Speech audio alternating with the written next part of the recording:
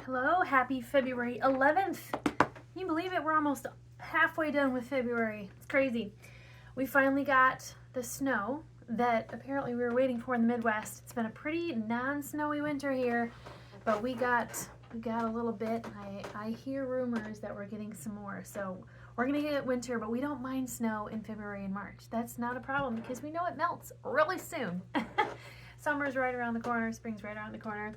Hey, I have been very busy lately, very happily working on new songs. It's been kind of a season, these last few weeks have been a season of songwriting, and I have enjoyed it.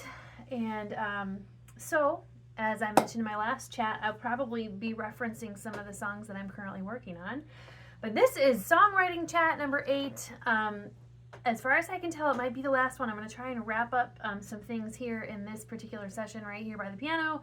I have not rehearsed this, as I try not to do, so that I can just kind of let these thoughts just kind of flow. I did write out, I don't know, a week ago, a list of the things I wanted to cover, and I have 10 points. Can you believe it? 10 points. These songwriting chats get longer and longer, and I usually only make it through like 3 or 4. I'm going to be ambitious this time and try and make it through all 10 of them, because some of them are just more like finishing touches and like formatting things. I am positive that I could chat for a lot longer and create many more of these, but I think I've touched on a lot of the main components to songwriting. If that happens to be you and you're on this journey and you just want to know how to write better songs, believe me, I'm on the same journey as you. Was it yesterday? Well, yeah, I think it was yesterday. Got back critique from 2 of my newest songs. I send my songs off, as I think I've mentioned before, to Heather Sorensen. She graciously looks over them and offers some wonderful critique, and I go back and I think, I'm beating my head like, why can't I remember to do this? She's told me this before. But it's so good to be reminded, or other things that I just would have never seen in that particular composition. It's so helpful to get eyes that are far more experienced than my own, and so sometimes I feel kind of silly sitting here telling you how to write your songs when I am still in the learning process, but I know that's how it goes, right?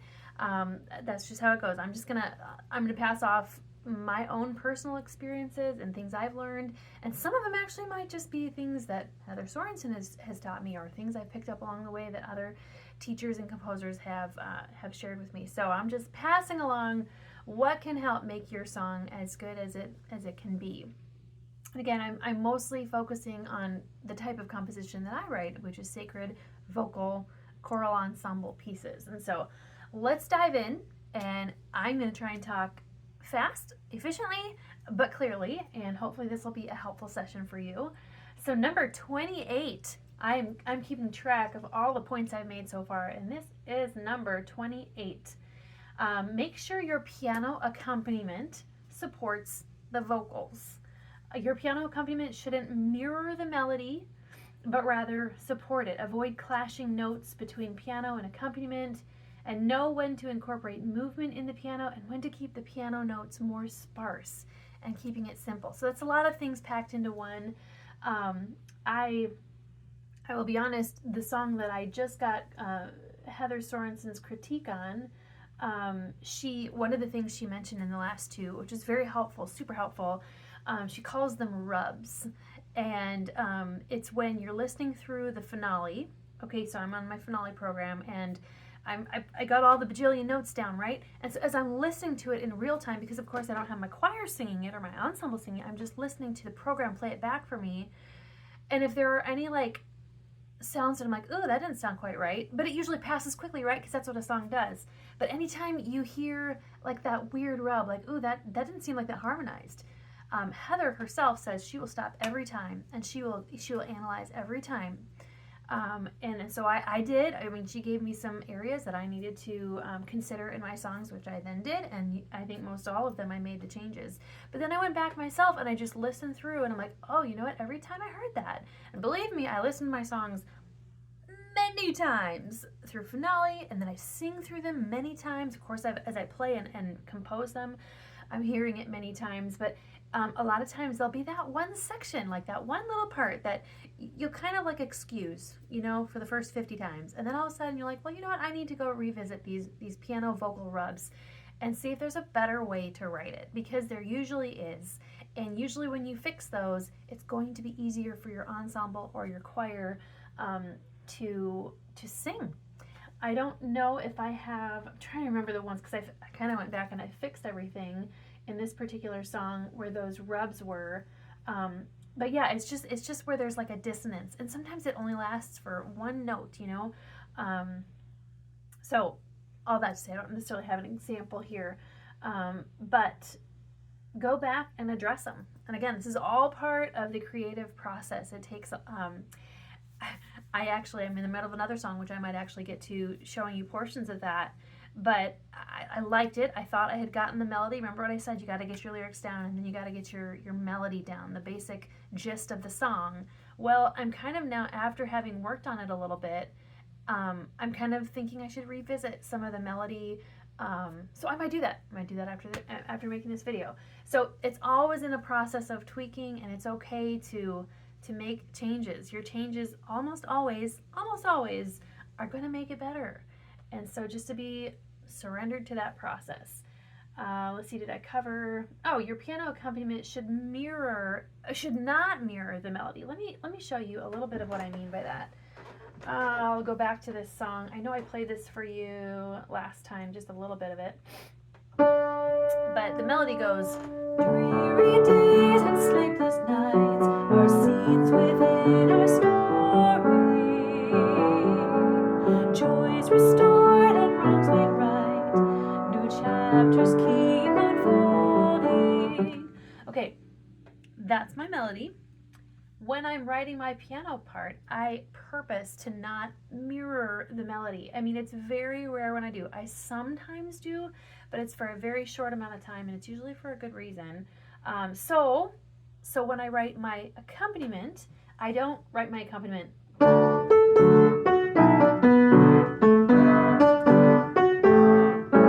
Okay, not very interesting. Instead, I have dreary days and sleepless nights. Whoops, now I'm messing it up. Dreary days and sleepless nights are scenes within my story. Joys restored and wrongs made right. New chapters keep unfolding. Okay, did you hear that? I was doing something totally different, a totally new angle of interest in my piano accompaniment than what's happening in my vocals. I just wanted to support it. I want it to be like a little flute obligato or something that's just different. It adds interest, but all the while it's supporting it. And one way you can support it is by making sure, like for instance, let me show you. Dreary days and sleepless nights are scenes within our story. The one chord, I'm switching chords every measure. D, D, B minor, G, G, A. And so when I'm in every one of those measures, when I do actually switch the chord, I need to make sure that I'm providing a foundation, especially in my left hand, for each one of those changes. So you need to basically play that note at some point. Dreary days and sleepless nights are scenes within my story. So keep that in mind. Make sure that your chording is supported, whether it's in first inversion, second inversion, third inversion. Make sure you have that note specifically in your left hand. Okay, I'm getting off on a tangent. Let's keep moving here. And then know when to incorporate movement in the piano and when to keep the piano notes more sparse. Again, that'll provide variety. And if your vocals are doing a lot of deedly-dees, maybe keep your piano not so much. And if your vocals are holding out a long note, maybe add more interest in the piano. That's kind of what I mean by that. Okay, on to the next point. See if I can get through all 10 here. Number 29, infuse interest with vocal texture.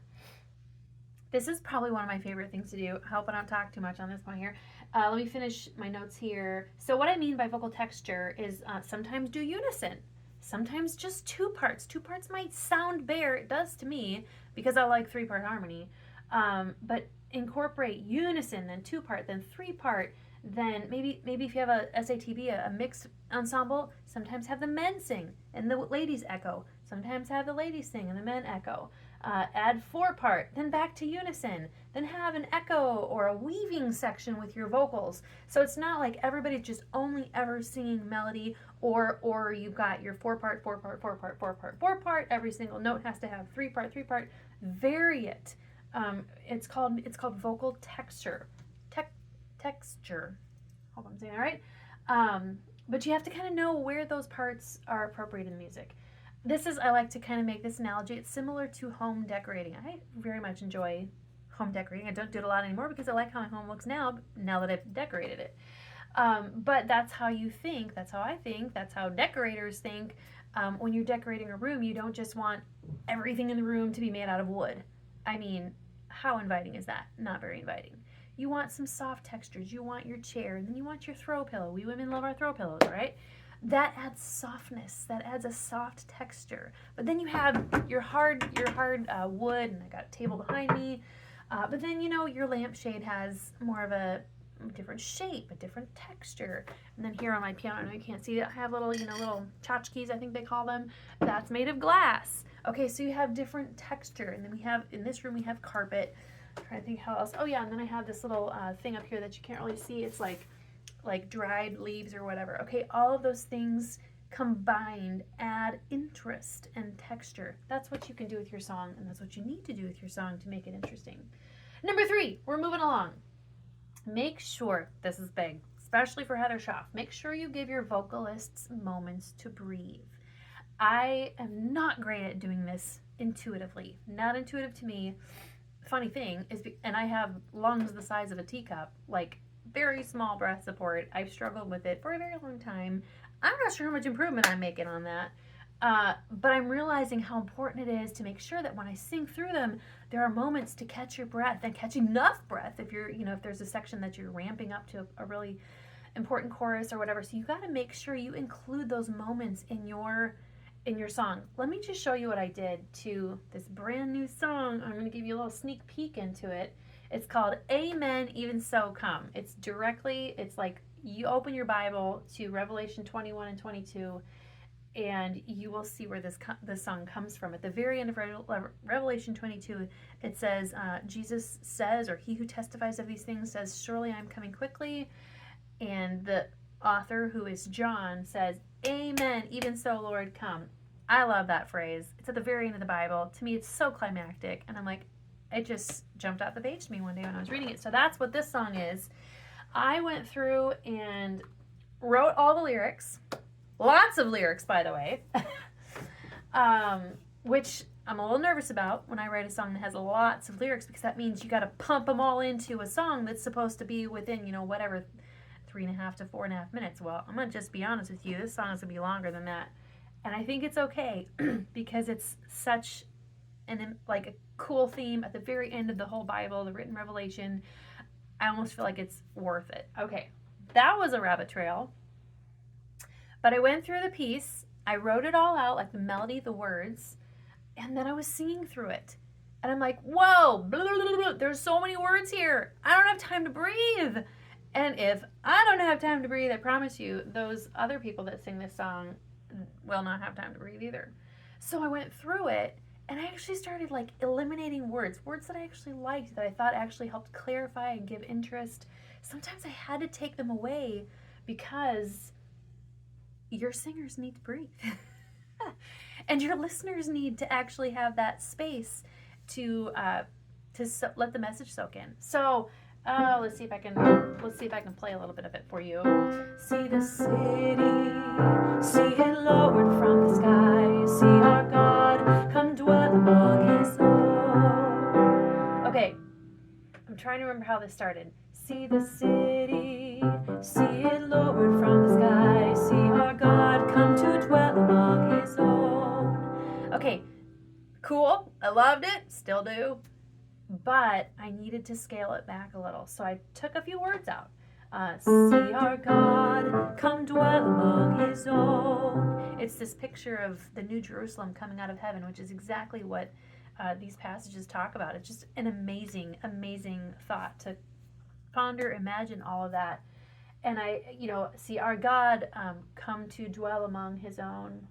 Oh, I know what it was. See our God come down to dwell among his own. So I wanted to give all those words in there so you knew that it was God is coming down to dwell among his own. Okay, well, I think that if I took back some of those words, I still think that the message would get through. See our God come dwell among his own. I guess if you're not looking at the lyrics and my music, you might not know exactly how I trimmed it back, but I did, believe you. And it is very hard for a creative person to eliminate things that you spend time actually, putting in. So that's just one example. I went through this whole song, and believe you me, I found out right where there needed to be a breath. I found out where you could tie a phrase together and then take a breath and then pick up for the next measure. All that to say, it's so very important that you give your vocalists moments to breathe. Now, a lot of times, including this song and the ones that I've written in recently, those interlude sections are also very important. Funny thing about that, I'm going to watch my time here, 15 minutes. Funny thing about that is there have been some songs that we sing in concert. And guys, you want to know something about me? I cannot stand awkward silence. Can you tell? I just sit here and ramble. Okay, I do not like awkward silence.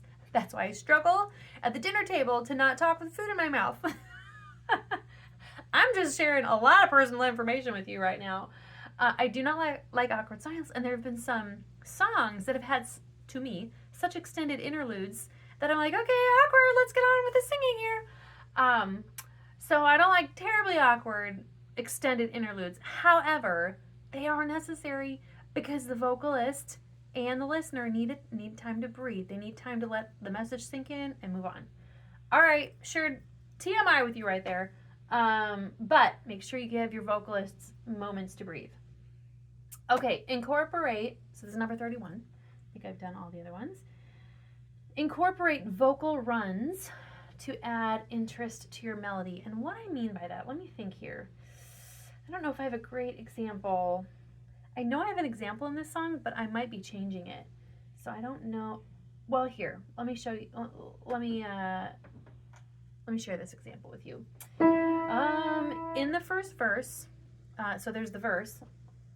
Come behold a place where the night has been erased, and eternal breeze flows out of every gate. These words are faithful and true. These things are happening soon. Okay, the example, the thing I wanted to share with you is, these words are faithful and true. True has 2 notes. I'm saying one word on 2 notes. That's not really a vocal run, but it does add interest. And I try and remember as I'm writing brand new melodies to incorporate some of those. I'm trying to think if there's just like a familiar hymn that would incorporate that.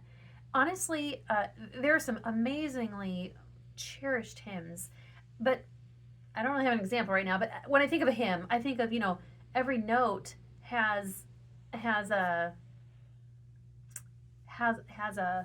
every word has a note, is what I'm trying to say. Well, okay, so like for instance, rise up, O man of God, have done with lesser things. Okay, that example, that hymn is chock full of them. There are a number of words that have 2 notes.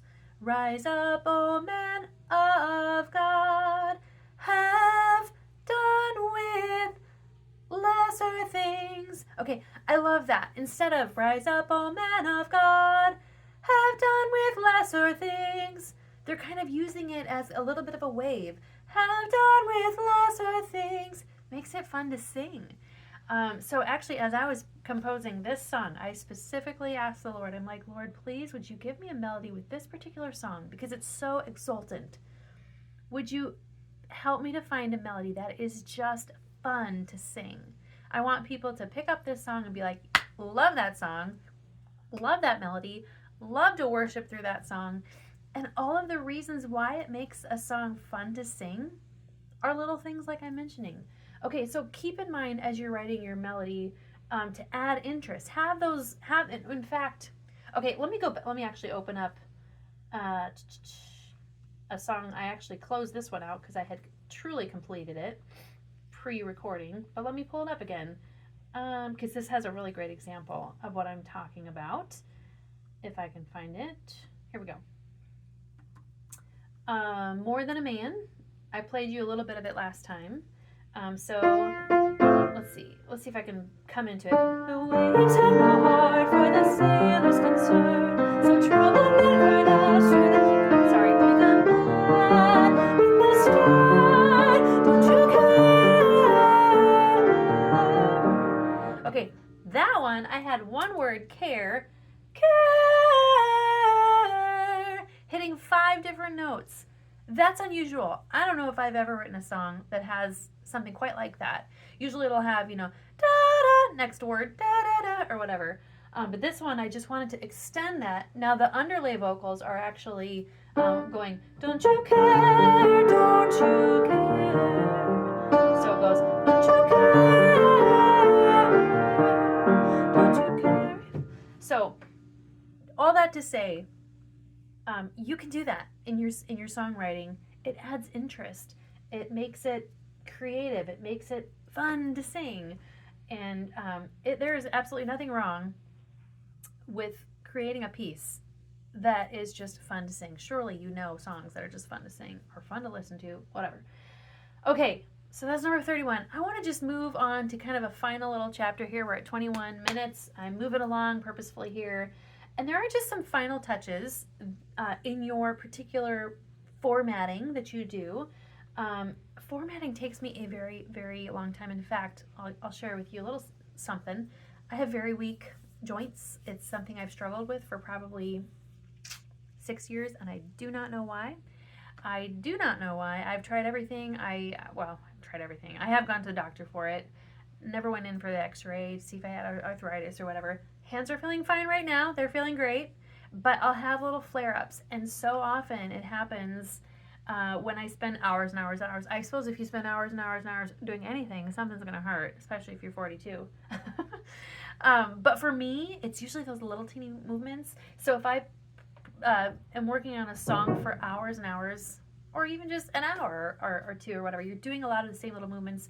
Those are what really kill my wrists. Well, when I do formatting and I sit down and I'm like, I'm done with this song and I want to format it properly and get everything spaced right on the page, those are little teeny little movements on my little keypad here.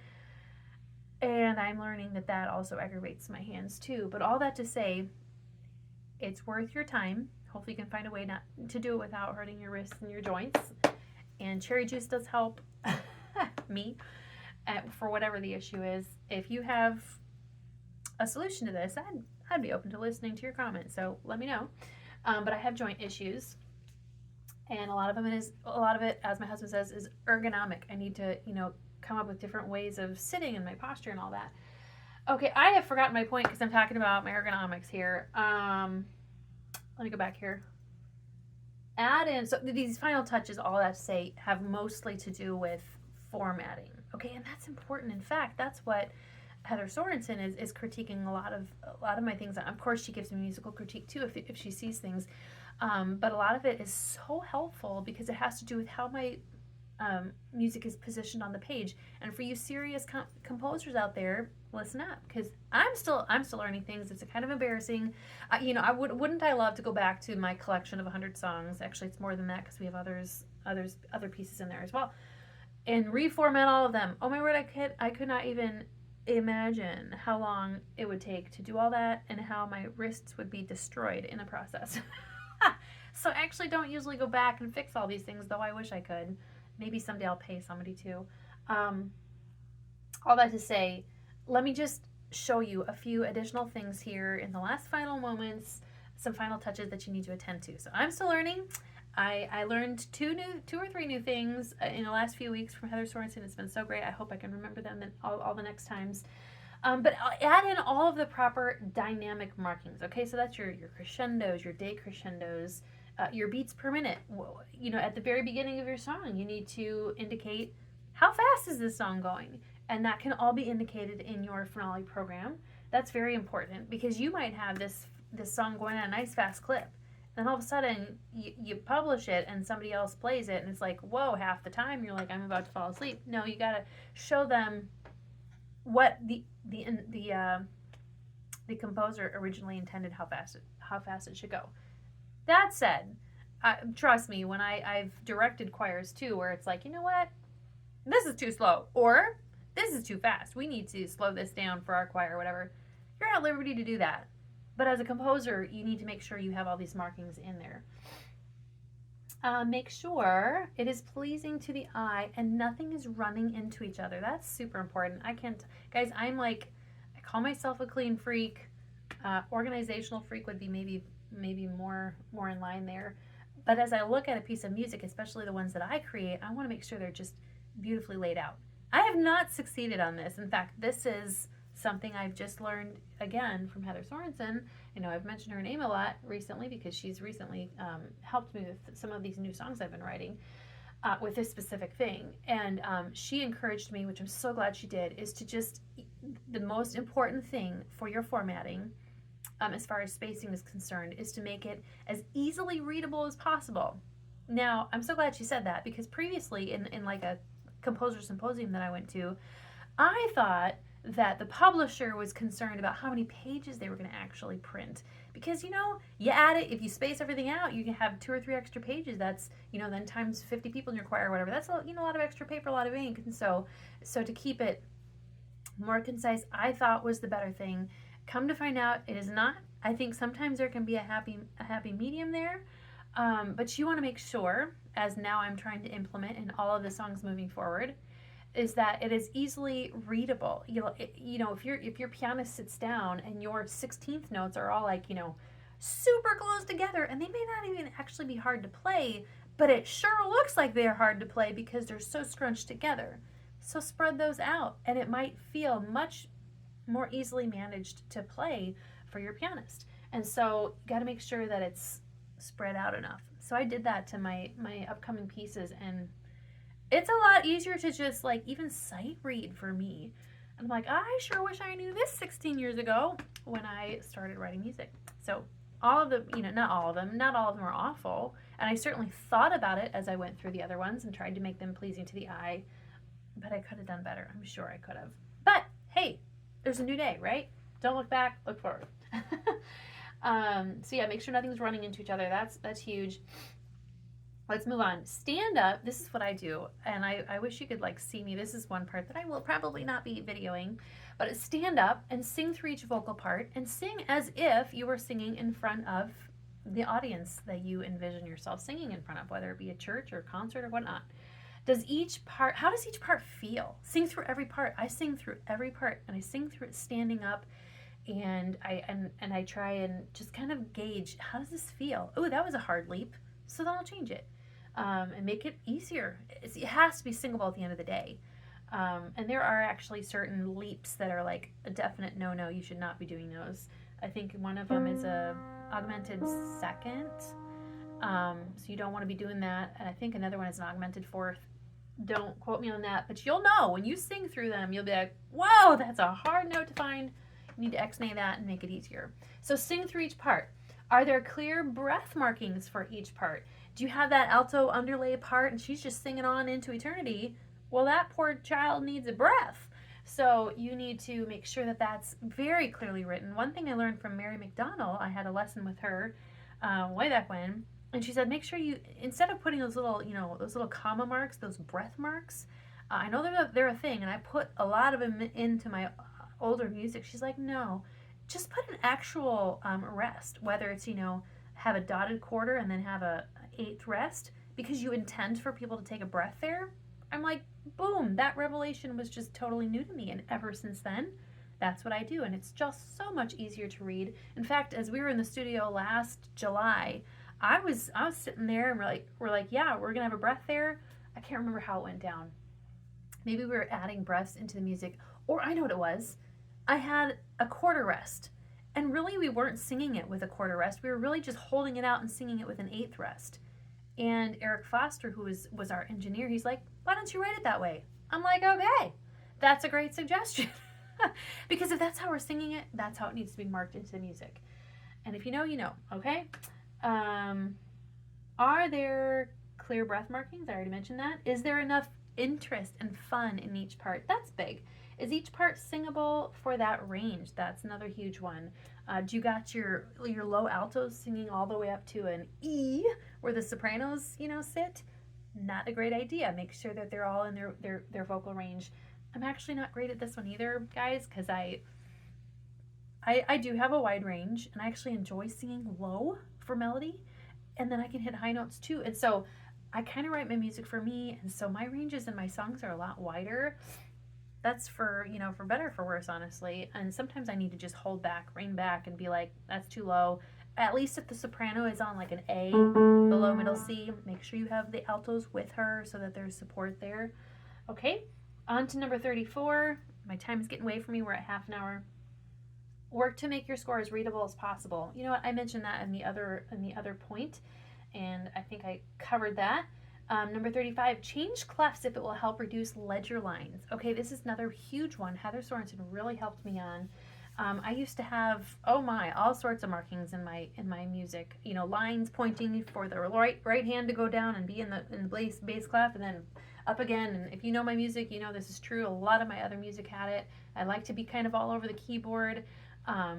But better yet is to actually change the clef. It makes it more readable. So if you have your bass clef, all of a sudden you have one little part where you want your left hand to be up in the treble clef, select that one measure and put it in the treble clef just for that measure. And I actually remember, like, after I had corrected one piece, doing it this way, I'm like, wow, boom, it was so much easier to read. So reducing ledger lines is huge, because if there's like 5 check marks up, above your treble clef or whatever, oh my word, isn't that hard to read? It's hard for me to read. I'm sure it'll be hard for most of the world to read. So reduce your ledger lines. Okay, take care to make sure your syllables are broken up properly. I'm going to include a link with this video with the website that I use. Every single word, now some of them I know how they're broken up. Even is E-V-E-N. I know that. And so, but almost every other, all the words I go through one by one if I'm unsure, to make sure that I split it up properly. City, well, is it C-I-T-Y? Is it C-I-T-Y? You know what? I couldn't even tell you right now. That's why I go and for all of those words, making sure that all of the syllables are broken up properly, and there is a proper way to do that, and you can find it out at the link. It's called juicyo'brennan.com. It was a website given to me at one of the composer symposiums I went to. Last point, guys. We are at 32 minutes. I'm going to get through this, guys. 10 points. Can you believe it? For FBS, no sheet music is officially complete until after the song has been recorded. So I complete it on my end, then I send it off for music critique, and then I get it back and I make all the changes and I consider it complete, and then I send out that music to my musicians, but I still don't actually consider it complete until we've actually recorded it. Because as I mentioned, we were in the studio and we were making markings and maybe even changing some things. I know we even added a very cool, interesting thing to one of the songs last time. And so that wasn't even in the music. And so it's not complete until it's completely recorded as far as I'm concerned. So just understand that your music will go through changes, and usually all for the better, almost exclusively all for the better. Okay, I am done, folks. Thank you so much for listening. I'm encouraged to hear comments back from people who've watched these, who've kind of hung on for the long haul here. Perhaps there's more to be said. If you want music critique on your particular song, again, we have a music critique thing. I'll take your piece for an hour and give you music critique on it. We've advertised that. It's on our website. So that is available to you, and happy to help in that way. So hey, this has been fun. Just me in my little room all by myself and having a little soliloquy here, talking about music writing. And guys, I'm just so thankful. Even these last few days, the Lord has reminded me what a gift it is to be able to take His word and write songs about it. It is a joy, and I continue to ask Him to fill me with new songs that will help people to. Many will fear and trust and put their trust in the Lord. I pray that He'll be glorified through this venture, and I would hope the same for your venture as well. All right, guys, I gotta wrap this up. I got more songwriting to do. Thanks for joining me, and you guys have a great day.